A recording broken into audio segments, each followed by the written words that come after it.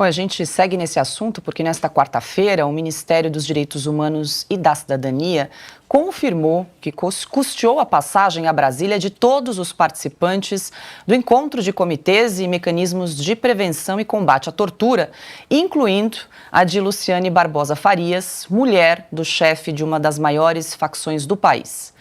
Ainda de acordo com a pasta, os comitês estaduais, que indicaram os nomes dos participantes do encontro de comitês e mecanismos de prevenção e combate à tortura, possuem autonomia administrativa e orçamentária. Luciane foi indicada pelo Comitê Estadual do Amazonas. Ontem, em entrevista ao portal UOL, Luciane Barbosa Farias admitiu o pagamento das passagens feitos pela pasta dos direitos humanos. Fui a Brasília recentemente, como postei nas minhas redes sociais. Essa minha ida, ela foi paga pelo Ministério dos Direitos Humanos, né, porque estou como membro do Comitê de Prevenção e Combate à Tortura aqui do Estado do Amazonas. Ainda não tomei posse, né, não sei se ainda vou conseguir tomar posse devido a toda essa repercussão nacional. Bom, e hoje, em entrevista à Folha, o ministro dos Direitos Humanos, Silvio Almeida, atribuiu as críticas feitas ao governo por causa dos contatos de autoridades com a mulher de um dos chefes do Comando Vermelho ao que chamou de fascismo à brasileira. Ana, quero te ouvir, essa história realmente só piora. Acabamos de acompanhar um trecho aí da Luciane Barbosa admitindo, confessando que realmente as passagens foram pagas pelo Ministério dos Direitos Humanos. Eles estão todos nus, Paula, não podem ir para o Twitter, inventar, né, como o Lula disse, né, notícias artificialmente plantadas. É inacreditável ler uma coisa dessa, né, um ministério usou dinheiro público para levar a dama do tráfico até Brasília e lá ela foi recebida por outro ministério.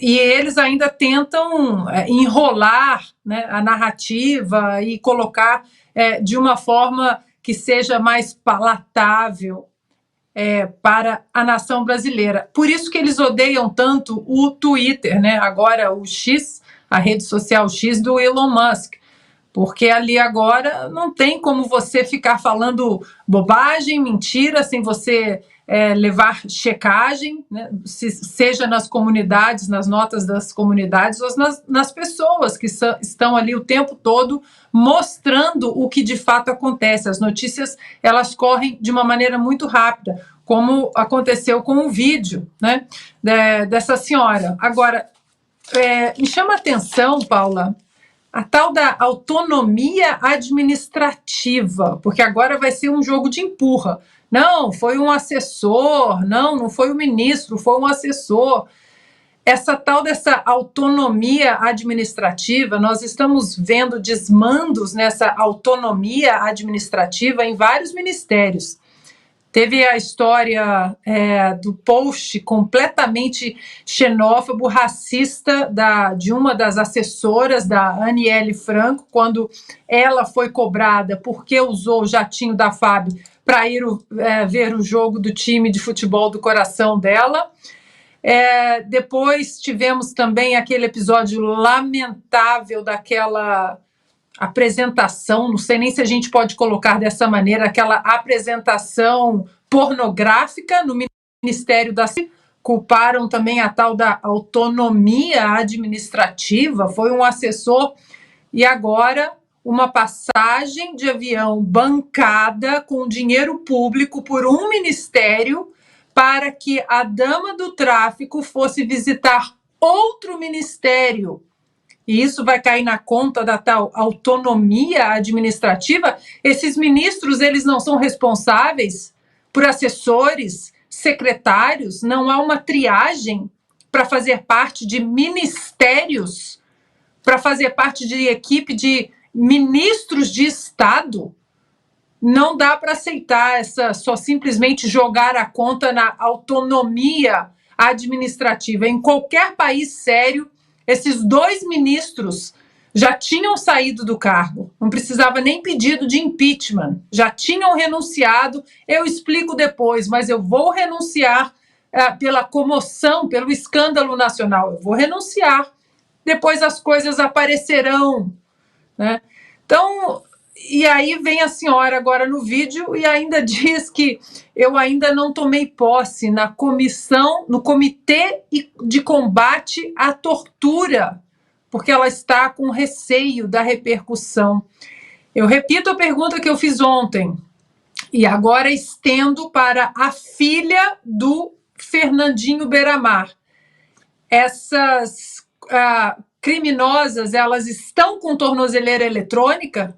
Ou elas estão passeando aí pelo Brasil e a dama do tráfico passeando com o nosso dinheiro sem tornozeleira eletrônica? Ou a tornozeleira só vale para a senhorinha com a Bíblia embaixo do braço? E o STF? Não vai dar 48 horas para esses dois ministérios explicar o que aconteceu? Augusto, essa é mais uma trama em que a realidade supera a ficção, né? Mas sem a menor dúvida, o Orwell é um amador diante do que está acontecendo. Porque, olha aqui, o ministro Silvio Almeida acha que o fato de ser negro o autoriza a dizer cretinices impunemente, a ajudar bandidos. Por quê? Só porque ele é negro? O que eu tenho com isso? O que eu tenho com isso? Eu estou pagando também essas viagens. Ele não tem vergonha de convidar a dama do crime para o encontro e pagar a passagem? E o que é fake news na cabeça do Lula? Essa mulher não é mulher do chefão do Comando Vermelho? Ela não foi viajar para Brasília com dinheiro nosso.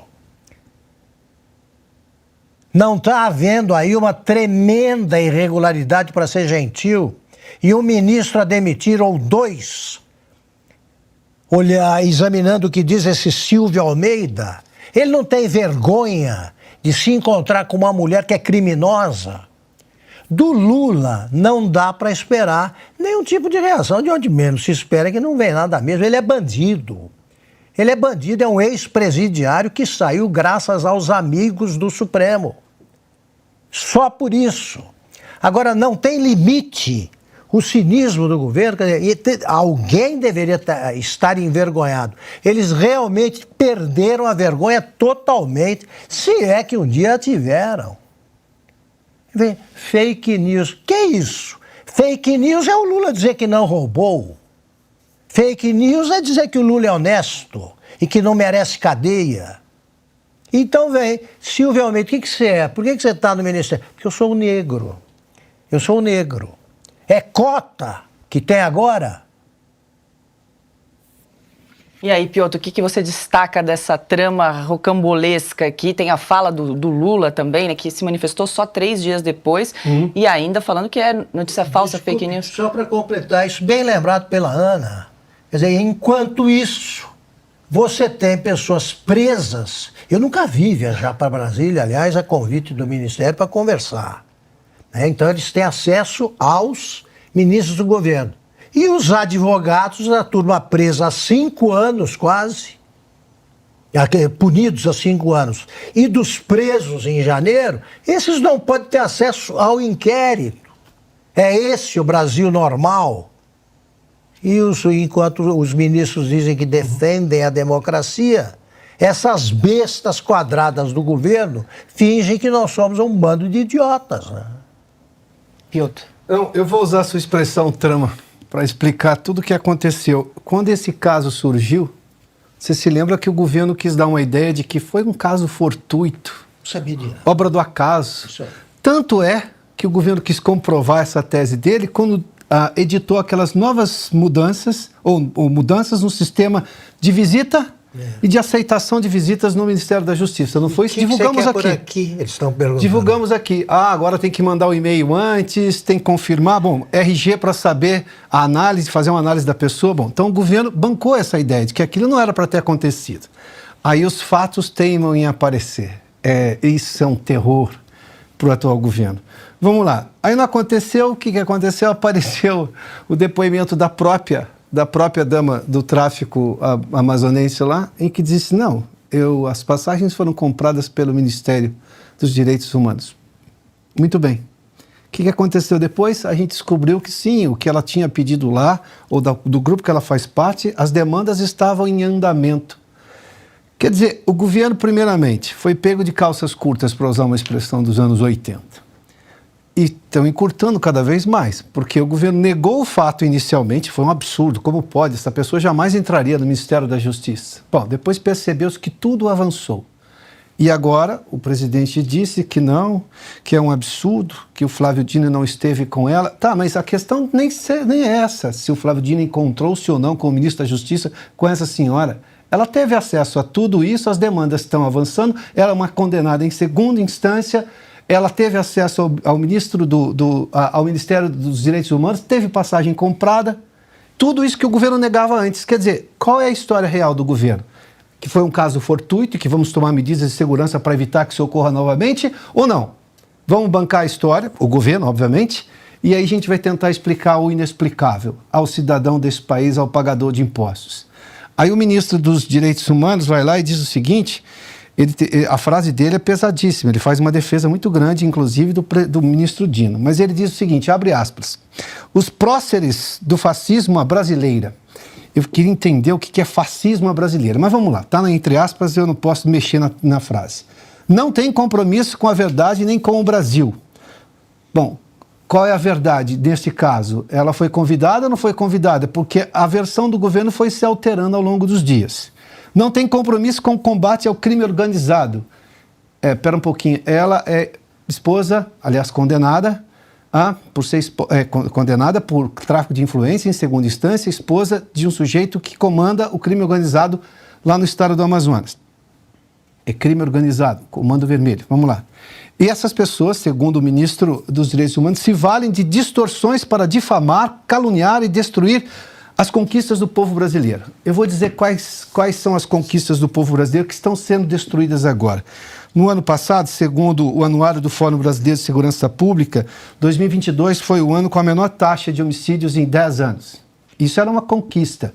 Você pode dizer que foi do governo passado, se você não quiser, é do povo brasileiro, continua sendo do povo brasileiro. Neste ano, segundo uma pesquisa do Datafolha, 17% das pessoas dizem que a maior preocupação delas é com a segurança pública.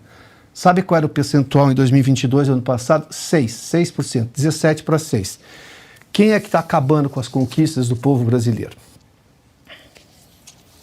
Bom, e a gente estava aqui acompanhando, enquanto vocês comentavam, que o ministro da Justiça, Flávio Dino, acabou de publicar na rede social X, ele disse o seguinte...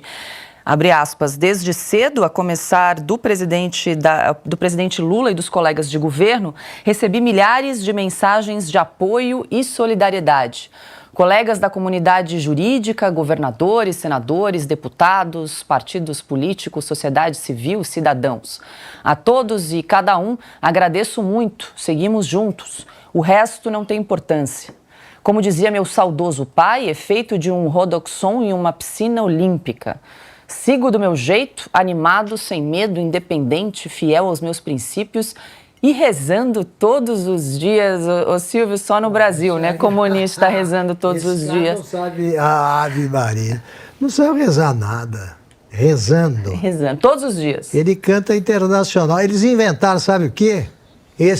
O sujeito que tem a irmã da vereadora assassinada, por isso que ela é ministra. E tem agora o sujeito ele é negro e vota no Lula. Ele criou o Ministério dos Direitos Desumanos. É isso aí, eles só cuidam disso.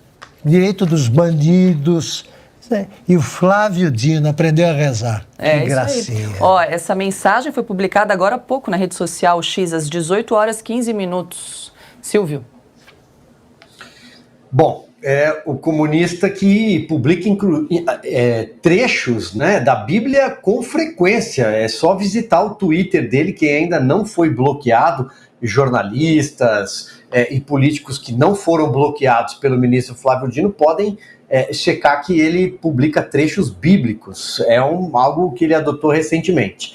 Bom, temos um ponto aqui, um redoxon numa piscina olímpica, né? Todo mundo sabe do que ele está falando, né? Aquela pastilha efervescente num copo d'água. Ele está querendo dizer que não faz efeito algum numa piscina olímpica. Nós estamos falando da mulher do número 1 do Comando Vermelho, uma das maiores facções criminosas do Brasil, que entrou no ministério dele e se reuniu mais de uma vez com 4 dos principais assessores da pasta. Qual é o ponto que eu quero chamar a atenção aqui? E todo mundo pode dizer, Silvio, você está sendo repetitivo. Ninguém foi demitido neste ministério até agora. São 18 horas e 26 minutos. Já se passaram 3 dias da divulgação da primeira reportagem pelo jornal Estado de São Paulo e ninguém foi demitido. Ou o ministro Flávio Dino entende que tudo bem, que de fato é um redoxon numa piscina olímpica ter o Comando Vermelho, alguém que recebe dinheiro do Comando Vermelho, sentado à mesa na sala contígua ao seu gabinete, no andar de cima, de baixo ou ao lado, não sabemos qual sala essa senhora frequentou, passou. É importante que as imagens do circuito interno de segurança sejam apresentadas, que a oposição seja célere nisso, porque elas desaparecem. Nós também temos chamado a atenção sobre isso aqui neste programa. Desaparecem, elas somem nessa pasta, para saber se ele esteve lá, se de fato ele não esteve, se a sala é ao lado, se é no gabinete de cima, de baixo, mas o fato é que ela estava dentro do ministério. Não é uma simples pastilha, não é algo pequeno como eles estão tentando dizer. Aliás, a própria assessoria de imprensa hoje, numa televisão a cabo e com TV aberta também, uma emissora que faz assessoria de imprensa para o Flávio Dino tentou dizer a mesma coisa, que é um escândalo, que a extrema-direita tenta fabricar um escândalo. Vocês já imaginaram se alguém ligado a qualquer facção criminosa tivesse documentada a ida a um ministério no governo Jair Bolsonaro? O que teria acontecido neste momento? Quantas horas o Supremo Tribunal Federal teria dado para o presidente, para o ministro se manifestar, para explicar? Quanto tempo o líder da oposição e com que celeridade ele não teria sido recebido por um ministro do Supremo Tribunal Federal? Cadê a Procuradoria-Geral da República? Não sabemos. Vocês já imaginaram que nós passamos 4 anos falando sobre nota fiscal de sorvete comprado em padaria durante motociata, né? Dinheiro de cartão corporativo, escândalo do leite condensado, o ministro da Educação, e aqui longe de mim querer defender alguém que já passou por um ministério, qualquer que seja o ministério, ele foi preso porque recebeu pastores com indício de desvio de dinheiro do Fundo Nacional do Ensino dentro da pasta, foi preso. Vocês já imaginaram alguém do Comando Vermelho dentro de um ministério com a viagem paga por outro ministério e isso é um redoxon numa piscina olímpica? Bom, mas aí o Brasil não é sério, né? Não é possível. Ana, também quero jogar para você aí comentar essa manifestação do ministro Flávio Dino, ele que acabou de publicar na rede social X uma resposta em relação a toda essa polêmica que estamos acompanhando desde a segunda-feira, Ana. Eu adoraria responder ao ministro da Justiça, Paula, mas eu estou bloqueada, assim como a Revista Oeste, então não tem, né, como jornalista e membro de um veículo sério da imprensa, eu não tenho acesso ao ministro da Justiça. E aí eu pergunto por onde anda, né, os defensores da democracia, os ministros do Supremo Tribunal Federal, em colocar um deadline aí, né, um tempo para o ministro se explicar, ou então a própria ministra Carmen Lúcia, que disse em 2020 que o Bolsonaro não poderia bloquear usuários no Twitter, mas agora nós temos tantas pessoas bloqueadas no Twitter sem acesso ao ministro da Justiça. E para quem está nos ouvindo no rádio, eu vou dizer o que está escrito aqui na nossa tela. Governo Lula pagou passagem para a dama do tráfico viajar. Este é o governo Lula. E aí, criticado, o ministro Silvio Almeida disse que o país vive fascismo à brasileira. Esse, na verdade, é o MO deste governo. Quando eles são cobrados por algum desmando, irresponsabilidade, incompetência, corrupção, mau uso do dinheiro público, eles atacam dessa maneira, fascismo à brasileira. Lembrando que a outra ministra lá, a irmã da Marielle, a Aniele Franco, quando ela foi cobrada porque ela usou um jatinho da FAB para ir ver jogo de futebol, ela disse que era inacreditável que ela estava sendo cobrada, misoginia, e pediu, inclusive, escolta do próprio ministro da Justiça, Flávio Dino, porque estava se sentindo ameaçada de ser cobrada, né? Não custa lembrarmos que Flávio Dino ainda é, embora não seja o nome favorito do PT, ainda é um dos nomes, um dos possíveis nomes, e por isso ele está fazendo todo o trabalho sujo que o PT pede, inclusive tendo o seu Ministério da Verdade, a sua própria polícia, né, usando a Polícia Federal para intimidar cidadãos brasileiros. Ele continua sendo um dos nomes para sentar em uma das cadeiras do Supremo Tribunal Federal. Imaginem o Brasil ter um ministro do Supremo Tribunal Federal que tem esse tipo de relação, que comanda uma pasta, o Ministério da Justiça, uma das pastas mais importantes de qualquer nação no mundo, que convida a turma dos cartéis, do tráfico de drogas, para entrar no prédio do Ministério da Justiça. Em qualquer país sério, repito, essas pessoas já tinham pedido renúncia, explicariam qualquer outras razões depois. O Brasil não é um país sério nessa atual administração do PT. Augusto, depois eu passo para o Piotr. Numa frase, o crime organizado está à vontade no governo Lula.